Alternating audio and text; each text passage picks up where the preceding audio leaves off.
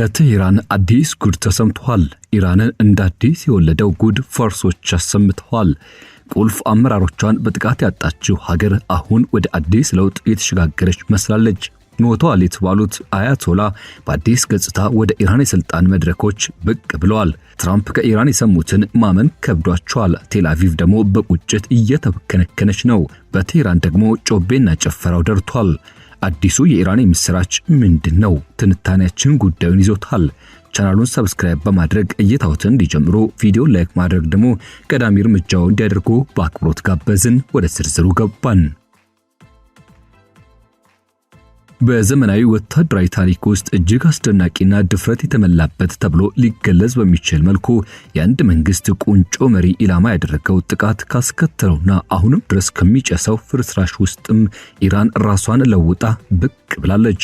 ዓለም ላለፉት 5 አስርት ዓመታት ሲያውቃት የኖረችው እንደ አውሮፓውያን የዘመን ስሌት በ1979 አብዮት የተፈጠረችውና በአያቶላ አሊ ኻሜኒ አገዛዝ ስር የጠነከረችው ኢስላማዊት ሪፐብሊክ አሁን ራሷን አድሳ ወጥታለች። ነገር ግን አሁን ከአያቶላ ኢራን ምትክ ይበልጥ ወታደራዊነቱ የተጠናወተው የተከፋፈለ ቢሆንም ብቃቱ ወደር የማይገኝለት አዲስ አመራር ተፈጥሯል። እሱም አዲሲቷ ኢስላማዊት ሪፐብሊክ ተብሎ ሊጠራ ይችላል። የእስራኤልና የአሜሪካ የጦር አውሮፕላኖች በቴህራንና በዙሪያው በሚገኙ ስትራቴጂካዊ ቦታዎች ላይ የሚሳኤልና የቦምብ ቁጣዎችን አዝንበዋል። በእነዚያ እጅግ አስከፊ ሰዓታት ውስጥም የኢራን የፖለቲካና የሃይማኖት ስርዓት ቁንጮ የነበሩ አካላት በአንድ ጀንበር ወደ አመድነት ተቀይረዋል። ላለፉት 36 ዓመታት በኢስላማዊት ሪፐብሊክ ላይ ጥላውና አጥልቶ የነበረውና የበላዩ መሪ አያቶላ አሊ ኻሜኒ ከዋናዋና የሥራ ባልደረቦቻቸው ጋር በዚህ ጥቃት ተገድለው ነበር። ይህ ጥቃት የአንድን ታዋቂ መሪ ሕይወት ማጥፋት ብቻ ሳይሆን ለረጅም ጊዜያት የማይበገር ተደርጎ ይታሰብ የነበረውን ስርዓት ምን ያህል ተጋላጭ እንደሆነ ለዓለም በግልጽ አሳይቷል።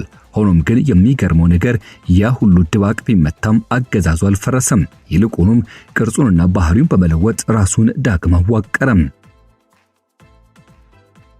ዛሬ እጅግ ደካማ የሆኑ የተኩስ አቁም ስምምነቶች በየጊዜው በሚጣሱበትና ከአሜሪካ ጋር የሚደረጉ ከፍተኛ ጥንቃቄን የሚሹ ድርድሮች ዳግም ውህደት ሊከሰት ይችላል በሚል ስጋት ውስጥ በዝግታ በሚጓዝበት በዚህ ወቅት ላይ በቴህራን ያለው ስልጣን አዲስና እንዲሁም ያልተማከለ በሆኑ ነገር ግን ጽኑ አቋም ባላቸው ግለሰቦች ስብስብ ወድቋል።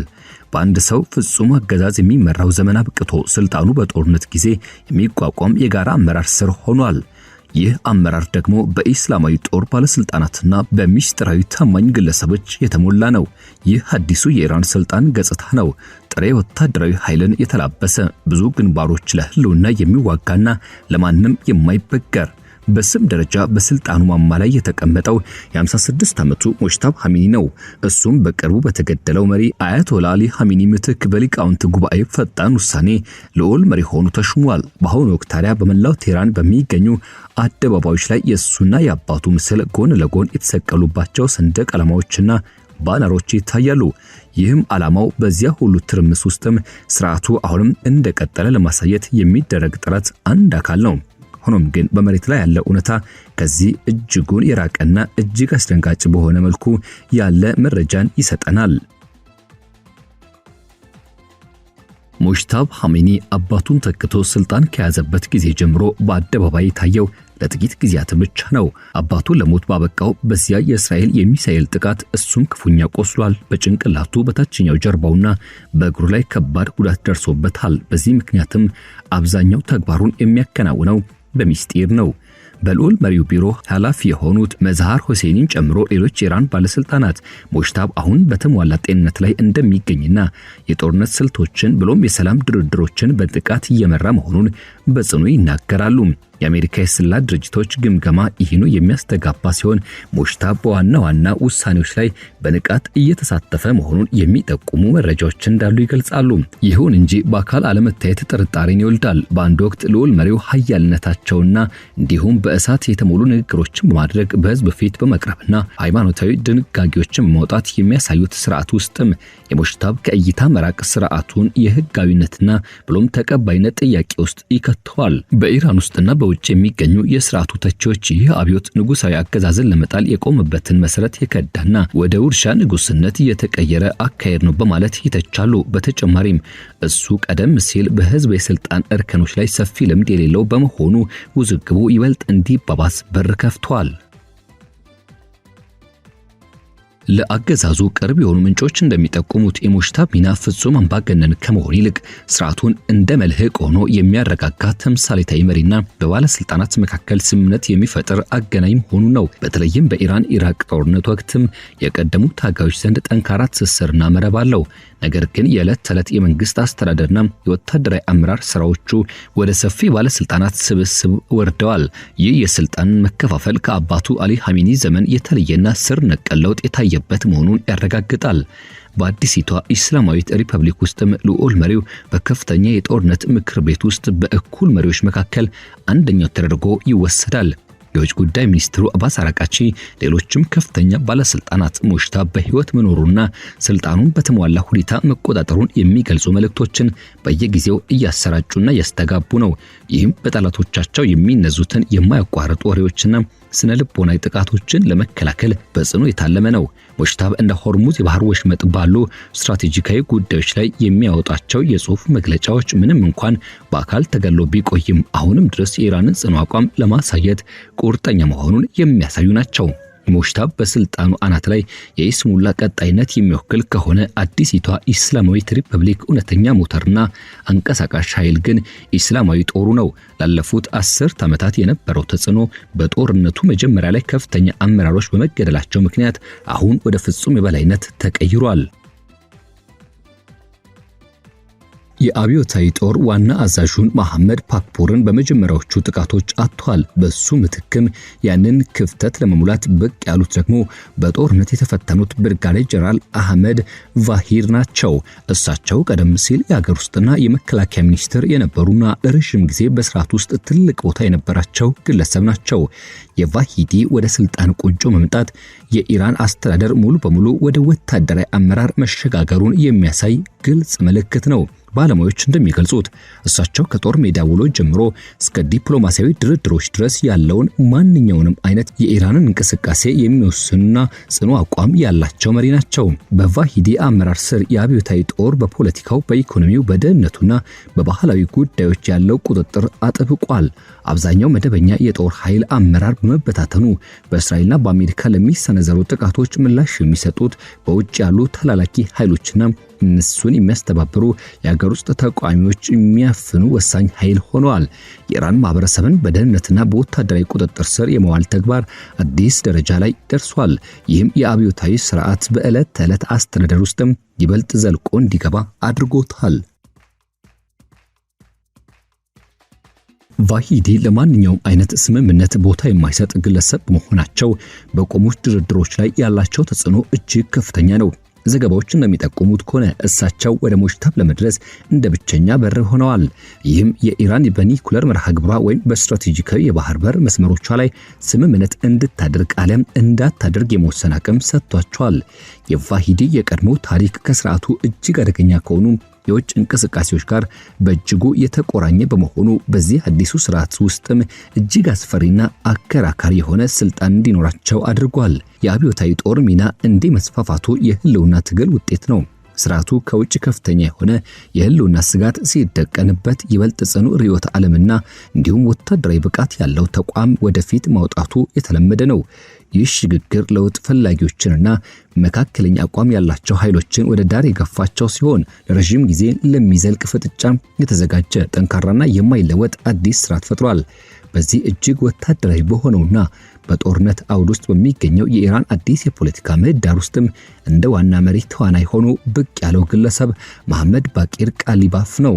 ቃሊባፍ በአሁኑ ወቅት የፓርላማ አፈ ጉባኤ ከመሆን ባለፈም ከዩናይትድ ስቴትስ ጋር ለሚደረገው ዲፕሎማሲያዊ ግንኙነት እንደ ዋና ተደራዳሪና እንደ መካከለኛ አስታራቂ ሆኖ እያገለገለ ይገኛል።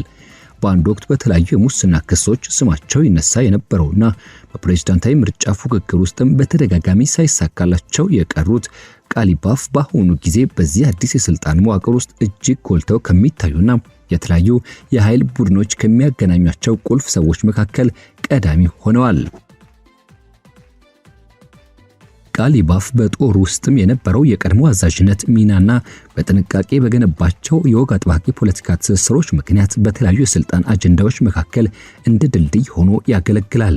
በጥቃት ከተገደሉት አሊ ላሪጃኒ በመቀጠል ሁሉንም ወገኖች የሚያቀናጅና የሚያግባባ መሪ ሆኖ ብቅ ብሏል። በልዑል መሪው ቢሮ በአብዮታዊ ጦርና በሲቪል ቢሮክራሲያዊ መካከል ያለውን የግንኙነት መስመር እንደተዘረጋ እንዲቆይ በማድረግ ረገድ ተወዳዳሪ የለውም።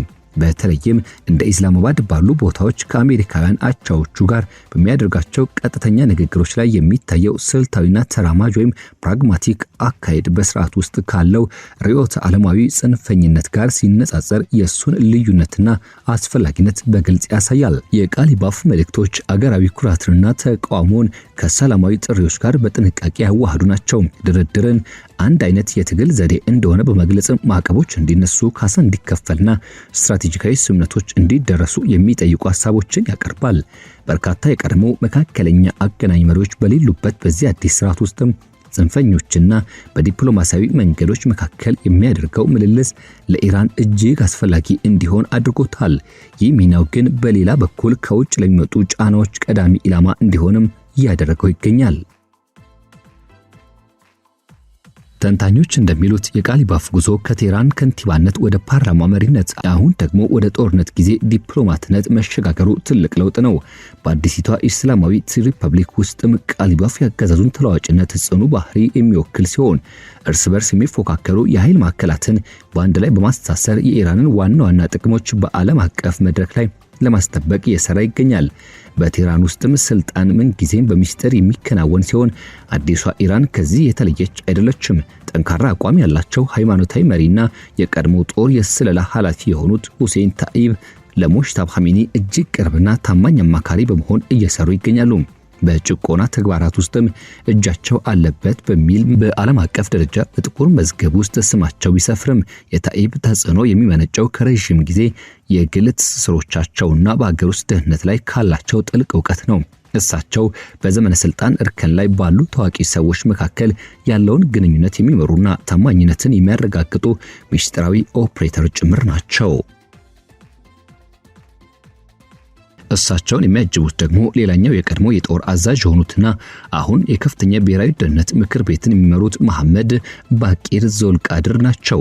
ዞልቃድር በጥቃቱ የተገደሉትን ላሪጃኒን ተክተው ወደዚህ ቦታ መምጣታቸው አብዮታዊ ዘብ ጦሩ በከፍተኛ የፖሊሲ ውሳኔ ሰጪ ተቋም ውስጥ ምን ያህል ሰርጎ እንደሚገባ የሚያሳይ ማረጋገጫ ነው። እሳቸው ጠንካራ የደህንነት ዳራና ጽንፈኛ አቋም በድርድር ሂደት ውስጥም ሊደረጉ ስለሚችሉ ስምምነቶች ከሌሎች ተራማጅ መሪዎች ጋር ከፍተኛ ልዩነት እንዲፈጠር ምክንያት ሆኗል። ታዲያ እነዚህ ግለሰቦች በአንድ ላይ ሆነው በአዲሲቷ ሪፐብሊክ ውስጥም ያለውን ወታደራዊ ዝንባሌ የሚያጠናክርና የስልጣን ቁንጮውን የሚቆጣጠር ጠባብ የውስጥ ክበብ ፈጥረዋል። በዚህ ጽኑና ወታደራዊ በሆነው ምህዳር ውስጥም ፕሬዝዳንት መስዑድ ፔዜሽኪያንና እንዲሁም ተጽዕኖአቸው ስልጣናቸው በእጅጉ የቀነሰ መሪ እንዲሆኑ አድርጓቸዋል። ጦርነቱ ከመጀመሩ በፊት በምርጫ የተመረጡት የለውጥ ፈላጊው ሪፎርሚስት መሪ በመሆን የሚጠሩት በአሁኑ ወቅትም የሚያከናውኑት ተግባር የዕለት ተዕለት መንግስት ስራቸውና የህዝብ አስተዳደርን ብቻ ነው። እሳቸውና የውጭ ጉዳይ ሚኒስትሩ አባስ አራቃቺ በኢራን መንግስት ውስጥም ዲፕሎማሲያዊ መውጫ መንገዶችን የሚፈልጉና የኢኮኖሚ እፎይታን የሚሹ የመጨረሻዎቹ መካከለኛ አቋም ያላቸው ባለስልጣናት ተደርገው ሊወሰዱ ይችላሉ። ይሁን እንጂ እንደ ጦርነት ስልት የኒኩለር አቋም ወይም ደግሞ ዋና የዲፕሎማሲ ስምምነቶች ባሉ ወሳኝ ውሳኔዎች ላይ ተጽዕኖአቸው እጅግ አነስተኛ ነው። ፔዜሽኪያን ውጥረቱን እንዲቀንስ የሚያደርጓቸው ጥሪዎች ማንኛውም አይነት ስምምነት እንደ እጅ መስጠት የሚቆጠርና ለለውጥ ፈቃደኛ ካልሆኑ የአብዮታዊ ጦር ጽንፈኞች ጋር ይጋጫሉ። ይህ ውጥረት የእስላማዊት ሪፐብሊክ ዋና ድራማ አድርጎም ይገለጻል። ከውጭ ሲታይ በለውጥ ፈላጊ መሪዎች የተሸፈነ ቢሆንም ውስጡ ግን በጽንፈኛ ወታደራዊ መሪዎች የተመላ ነው። የኃይል ሚዛኑ በጦርነት ጫና ምክንያት ወደ ጽንፈኞቹ በከፍተኛ ደረጃ አጋድሏል። ምንም እንኳን የሥርዓቱ መሪዎች ለህልውናቸውና ከውጭ የሚመጣን ትዕዛዝ ለመቃወም በአንድነት የቆሙ ቢመስሉ በመካከላቸው ስንጥቆች መታየት ጀምሯል። በኒኩለር ስምምነቶች፣ በሆርሙዝ ባህር ወሽመጥ ቁጥጥርና በጦር ሜዳ ውሎ እንዲሁም በድርድር መካከል ሊኖር በሚገባው ሚዛን ላይ ከፍተኛ ክርክሮች ይካሄዳሉ። እንደ ቫሂዲ ያሉ የአብዮታዊ ጦር ድምጾችም እጅግ የከረረና ምንም አይነት ስምምነት የሌለበትን መንገድ ሲመርጡ፣ እንደ ቃሊባፍና ፔዜሽኪያን ያሉ ግለሰቦች ግን በተወሰነ መልኩ ለድርድር ፈቃደኛ መስለው ይታያሉ። በዚህ ሂደት ውስጥ ታዲያ የሙጅተባ ኻሜኒ ከመጋረጃ በስተጀርባ ሆኖ የሚሰጠው የመጨረሻ ውሳኔና ዳኝነት የኢራን የወደፊት ጣፈንታ የሚወስን ይሆናል። የኢራን አገዛዝ ከፍተኛ የአመራር ቁንጮቹን በጥቃቱ ቢያጣም አሁን ድረስ ጸንቶ መቆየቱ በርካታ ተንታኞችን አስገርመዋል። የአመራር ቁንጮችን ኢላማ ያደረጉት የራስ መቁረጥ ጥቃቶች ስርዓቱ እንዲፈርስ አላደረጉም። ይልቁንም ቀደም ሲል የነበረውና ስልጣኑ በጦርና በጽንፈኛ የጋራ አመራር ስር እንዲሆን የሚያደርገው ሂደት አፋጥነውታል። በውጭ ያሉ የኢራን ተላላኪ ኃይሎች ጉዳት ደርሶባቸው ሊሆን ይችላል። ነገር ግን የሀገር ውስጥ ቁጥጥር ዘዴዎች አሁንም በጠንካራ ሁኔታ ላይ ይገኛሉ። ይህ ቁጥጥር በኢንተርኔት መቋረጥና በደህንነት ጥበቃ እርምጃዎች ይበልጥ ተጠናክሯል። ከዶናልድ ትራምፕ አስተዳደር ጋር የሚደረገው ድርድር እንደቀጠለ ነው። ይህም በኢራን በኩል የሚቀርቡ ደፋር ሐሳቦች በአሜሪካ በኩል የኒውክሌር መርሃ ግብሩን በሚመለከት የሚቀመጡ ቀይ መስመሮችና በኃይል ግብዓት ማስተላለፊያ መስመሮች ላይ በሚደረግ እሰጥ አገባ የታጀበ ነው። ዓለም አቀፉ ማህበረሰብ አሁን በትኩረት የሚጠብቀው አንድ ጥያቄ አለ። አዲሲቷ ኢስላማዊት ሪፐብሊክ በጫና ምክንያት ትንበረከካለች፣ ከውስጥ ትበታተናለች ወይስ በበለጠም ጸንታ ትወጣለች? እሱን ጊዜ የሚያሳየን ይሆናል።